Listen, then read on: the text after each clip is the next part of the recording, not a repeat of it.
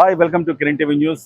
Munnuru Kapu elections జరుగుతా ఉన్నాయి. ఒక వినూత్న ప్రక్రియలో జరుగుతున్నాయి. ప్రజాస్వామ్యంలో ఒక ప్రజాప్రతినిధి ఎన్నుకోవటానికి ఎలాంటి నియమ నిబంధనలు పాటిస్తారో అలాంటివి చరిత్రలో మొట్టమొదటిసారి తెలంగాణ మున్నూరు కాపు కుల ఎలక్షన్లకు సంబంధించి జరుగుతూ ఉన్నాయి. సో ఈ అంశం గురించి మాట్లాడతాం. మనతో పాటుగా తెలంగాణ పబ్లిక్ సర్వీస్ కమిషన్ మాజీ సభ్యులు, అలాగే బీజేపీ అధికార ప్రతినిధి విఠల్ గారు ప్రస్తుతం మనతో పాటుగా ఉన్నారు. అన్న నమస్తే. అన్న, ఇప్పుడు ఈ ఎన్నికను ఏ రకంగా భిన్నమైన ఎన్నికగా మీరు చెప్తారు? దీనికి మనకు రాజ్యాంగ స్ఫూర్తి ఏంటంటే, మన దేశంలో ప్రజాస్వామ్య దేశంలో కమ్యూనిటీని ఎవరికి వాళ్ళ కమ్యూనిటీని గుర్తించుకోవడానికి, వాళ్ళ సంఘాలను పెట్టుకోవడానికి ఒక స్వేచ్ఛనిచ్చింది. అంటే కుల మత స్వేచ్ఛ, freedom of expression, freedom of speech అని ఎట్లాంటి, ఫ్రీడమ్ ఆఫ్ రిలీజన్ ఎట్లాంటామో ఒక సామాజిక వర్గ స్వేచ్ఛను కూడా ఇచ్చింది. అంటే సంఘాలని పెట్టుకోవచ్చు అనే రాజ్యాంగం ఇచ్చింది. అంబేద్కర్ గారు కూడా చాలా సందర్భాలు చెప్పారు, వెనుకబాటుతనాన్ని రూపుమాడితే కానీ కుల సమీకరణ అంటే కుల నిర్మూలన జరగదు, అందుకనే రిజర్వేషన్ చట్టం గతంలో తీసుకురావడం జరిగింది. ఆ స్ఫూర్తే 75 సంవత్సరాలు 80 సంవత్సరాల నుంచి వల్ల అనేక సంఘాలు, ఉన్నత వర్గాలు కావచ్చు, పేద వర్గాలు, ఉన్నత వర్గాలు కూడా తమ కమ్యూనిటీకి ఆర్గనైజేషన్ ఉంటుంది. అది వెలమ కావచ్చు, కమ్మ కావచ్చు, రెడ్డి కావచ్చు, బ్రాహ్మణ సంఘం. నిమ్న వర్గాలు కూడా తమ్ములకు ఆర్గనైజేషన్ ఉంటారు. అట్లా తెలుగు స్టేట్ లో బలమైనటువంటి సామాజిక వర్గమైనటువంటి కాపు కమ్యూనిటీ ఉమ్మడి ఆంధ్రప్రదేశ్ లో 20% ఉంది. గతంలో ఇప్పుడున్న ఆంధ్రప్రదేశ్ లో కూడా 20% ఉంది. తెలంగాణలో 15% దాకా 15% వరకు కనిపిస్తున్నట్టు. ఈ సమూహం అనేది సహజంగా ఒక కమ్యూనిటీగా ఏర్పడుతుంది. ఈ కమ్యూనిటీ ఏర్పడినప్పుడు ఒక 5 సంవత్సరాల క్రితం, 4 సంవత్సరాల క్రితం తెలంగాణలో ఉన్నటువంటి మున్నూరు కాపు నాయకులందరూ, ఇంటలెక్చువల్స్ నాయకులు కలిసి ఇప్పుడు ఈ కులాల వారిగా అంటే సంఘాల వారిగా విడిపోతే మనం వీక్ అవుతామని చెప్పేసి ఆ సంఘాలని రద్దు చేసి, ఆ రోజు నేను ప్రకాష్ నా కనకయ్య గారి ఆధ్వర్యంలో ఒక డ్రాఫ్టింగ్ కమిటీ. ఆ డ్రాఫ్టింగ్ కమిటీ దాదాపు ఒక 6 months కష్టపడి ఒక అద్భుతమైనటువంటి రాజ్యాంగాన్ని నిర్మించింది. అది బైలాస్ అంటాం. ఆ బైలా నిబంధనల ప్రకారం అనేది ఎన్నికలు జరగాల. ప్రతి 3 సంవత్సరాల కోసం రాష్ట్ర అధ్యక్షుని, ప్రధాన కార్యదర్శికి ఎన్నికలు జరగాలి. ఇందులో అపెక్స్ బాడీ అని ఉంటుంది. అపెక్స్ బాడీ అనేది అత్యున్నతమైనటువంటి బాడీ. అంటే బాడీలో మెంబర్స్ ఎవరు ఉంటారు? Intellectual, all by default all MLAs, all MPs, all IAS officers, all judges, all intellectuals అంతా బై డిఫాల్ట్ అలా మెంబర్స్ అవుతారు. మాజీ మంత్రులు, మాజీ ఎమ్మెల్యేలు కూడా ఆటోమేటిక్ గా అపెక్స్ కమిటీలో బాడీ ఉంటుంది. దానికి ఒక కన్వీనర్ ఉంటారు. అది ఎలక్షన్ లో పార్టిసిపేట్ చేయదు. బట్ ఈ మొత్తం డైరెక్షన్ ఇస్తుంది apex committee, just like Rajya Sabha లాగా లేదా గవర్నర్, రాష్ట్రపతి లాగా. దేశంలో రాష్ట్రపతి బై ఆర్డర్ ఆఫ్, అంటే రాష్ట్రంలో గవర్నర్ ద్వారానే జీవో ఎట్లా వస్తుందో ఈ అపెక్స్ కమిటీ అనేది ఒక సపరేట్ ఆర్గనైజేషన్ గైడ్ చేస్తూ ఉంటారు.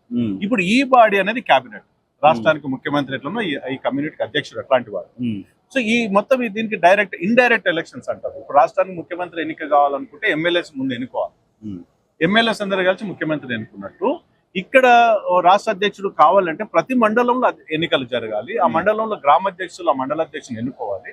మండల అధ్యక్షులు అందరు కలిసి స్టేట్ కౌన్సిల్ సభ్యులుగా, వీళ్ళందరూ స్టేట్ కౌన్సిల్ సభ్యులు, స్టేట్ కౌన్సిల్ సభ్యులుగా ఉన్నటువంటి వ్యక్తులు మాత్రమే ఓటింగ్ రైట్ ఉంటుంది. అందులో ఉన్నటువంటి వ్యక్తులు ఇవాళ ఈవెన్ అధ్యక్షుడు కావాలంటే కూడా ఒక మండల అధ్యక్షుడు అయి ఉండాలి. ఒక ఎమ్మెల్యే కావాలి, ముఖ్యమంత్రి కావాలంటే ఎమ్మెల్యే కావాలంటాను. ఇక్కడ రాష్ట్ర అధ్యక్షుడికి ప్రధానమైన అర్హత ఏంటంటే మండల అధ్యక్షుడు గెలిచి ఉండాలి. సో ఇప్పుడు మండలము, డివిజన్ కలిసి 1200 ఓట్లు దాదాపు ఇక్కడ వచ్చినాయి. ఎలక్షన్ నోటిఫికేషన్ ఇచ్చాం 15 రోజుల క్రితం. నామినేషన్ విత్డ్రా అయ్యేసరికి ప్రెసిడెంట్ కి 2 పోటీలు ఉన్నారు, జనరల్ సెక్రటరీకి 2 పోటీలు ఉన్నారు, ట్రెజరర్ యునానిమస్ అయిపోయింది. ఈ 3కి డైరెక్ట్ ఎలక్షన్స్. మిగతా కార్యవర్గం అంతా అపెక్స్ కౌన్సిల్, కార్యవర్గం నామినేటెడ్ రూపంలో ఉంటది. మంత్రులని ఎట్లయితే నామినేట్ చేస్తాము. ఈ సిస్టమ్ అనేది డెవలప్ చేసిన తర్వాత అప్పుడు రాష్ట్రంలో ఉన్నటువంటి మున్నూరు కాపుల్లో ఒక వేదిక మీదకి వచ్చే ప్రయత్నం జరిగింది. అందరూ ఏకంగా ఐక్యంగా ఉండే ప్రయత్నం జరిగింది. వివిధ సంఘాలు ఉన్నా కానీ వాళ్ళు కూడా ఇటువైపు చూశారు. ఇప్పుడు ఉన్నటువంటి 1200 ఓట్లు దాదాపు అన్ని 700 మండలాల మండలాధ్యక్షులు వేరు, తర్వాత 500 డివిజన్స్ ఉన్నాయి తెలంగాణ అర్బన్ ఏరియాలో, మున్సిపల్ కార్పొరేషన్స్. ఆ డివిజన్ అధ్యక్షులు అందరూ కలిసి వాళ్ళ ఓట్లో పార్టిసిపేట్ చేశారు. దాదాపు 80% ఓటింగ్ అయింది. సో ఈ రిజల్ట్ అనేది డెమోక్రటిక్ గా ఉంటుంది, ఒక ప్రజాస్వామ్య పద్ధతిగా జరిగింది. మాకెవరు గెలిచినా మాకు అనవసరం. అపెక్స్ కౌన్సిల్ సభ్యులు గతంలో ఇది ఈ రకమైన ప్రక్రియ వేరే చోట మేము బాగా స్టడీ చేసినాం. దేశవ్యాప్తంగా ఇట్లాంటి స్టడీ లేదు. దేశవ్యాప్తంగా చెప్తాం, ఏ రాష్ట్రంలో ఎవరికో సంఘాలుగా పెట్టుకుంటారు. సో అపెక్స్ కౌన్సిల్ అనేది ఒక అత్యున్నతమైనటువంటి నిర్ణాయక బాడీని ఏర్పాటు చేయడం విషయం. దాని ఆధ్వర్యంలో సంఘం అంతా ఐక్యంగా ఉండి, కమ్యూనిటీ ఐక్యంగా ఉండి, ఇందులో దీనికి అనుబంధ సంఘాలు ఉంటాయి. మళ్ళీ youth wing, employees wing, intellectual wing, మహిళా వింగ్, ఇవన్నీ కూడా దీని కింద పనిచేస్తూ ఉంటాయి. సో ఇది ఇవాళ రిజల్ట్స్ అనేది ఎన్నికల ప్రక్రియ అనేది ఒక ప్రజాస్వామ్య పద్ధతిగా ఒక ఎలక్షన్ ఆఫీసర్ జేడి లక్ష్మీనారాయణ గారు చీఫ్ ఎలక్షన్ కమిషనర్ గారు, మంగబాబు గారు election commissioner, Nagendra Babu joint collector గారు వాళ్ళ ఎలక్షన్ ఆఫీసర్, ఆయన ఆధ్వర్యంలో జరుగుతున్నట్టు ఎన్నికలు ఇవాళ 15 రోజుల కింద నోటిఫికేషన్ ఇచ్చి వాళ్ళ ఎన్నికలు జరుగుతున్నాయి. ఒక ప్రజాస్వామ్య పద్ధతిలో గ్రామీణ ప్రాంతాలు ఉన్నట్టు ఇంతమంది మండల ప్రెసిడెంట్లు వచ్చి వాళ్ళు ఎన్నుకోవడం అంటే డెఫినెట్ గా ఇది ఒక కొత్త వరవడు మీరు చెప్పినట్టు అన్న. ఇప్పుడు దీనివల్ల జరిగే ప్రయోజనం ఏంటి? అసలు కులరహిత సమాజాన్ని నిర్మించాలన్న ఆలోచన చెయ్యాలంటూ ఉంటాం కదా సహజంగా. అలా కాకుండా ఇప్పుడు ఒక కులాన్ని బలోపేతం చేసుకోవటం కోసం అంతర్గతంగా ఎన్నికలు చేసుకుని ఒక యూనిటీగా ఉండటం, ఇలాంటివన్నీ కూడా నిజంగా అవసరమా? దీనివల్ల ప్రయోజనం ఏంటి? మనకు ఉన్నటువంటి ప్రజాస్వామ్యంలో ఉన్నటువంటి ఒక సమూహానికి విలువ ఇస్తుంది సమాజం, వ్యక్తులకు విలువ ఇవ్వట్లేదు. ఓకే, ఎస్సీ సామాజిక వర్గం ఆ సామాజిక వర్గానికి విలువ ఇస్తుంది, అగ్రవర్ణాల సామాజిక వర్గానికి వీలుస్తుంది. మీరు ఎంతమంది ఉన్నారు, మీకు అన్ని ఓట్లు, మీకు అన్ని సీట్లు, మీకు అన్ని ఎమ్మెల్యేలు అంటూ ఉన్నారు. కాబట్టి ఆ సమూహాన్ని ఒక బల ప్రదర్శన అనలేం కానీ ఒక ఏమంటే డ్రైవింగ్ ఫోర్స్, మేమున్నాం, మాకింత సమాజంలో మాకింత న్యాయం జరగాలి, మా వాటా మాకు ఇవ్వాలన్నట్టు సమూహ ప్రజాస్వామ్యంలో రేపు రాజకీయ పార్టీలు వివిధ రాజకీయ పార్టీలకు అడిగే హక్కు ఉంటుంది. మేము ఇంతమంది ఉన్నాం, మాకు ఇన్ని ఎమ్మెల్యేలు కేటాయించారు, మాకు ఇన్ని మంత్రులు ఇవ్వండి, మాకు మంత్రి పదవులు ఇన్ని ఇవ్వాలి, మా వాటా మాకు ఇవ్వాలన్నటువంటి ఒక డెమోక్రాటిక్ వేల రైట్ ఈ సమూహాలకు.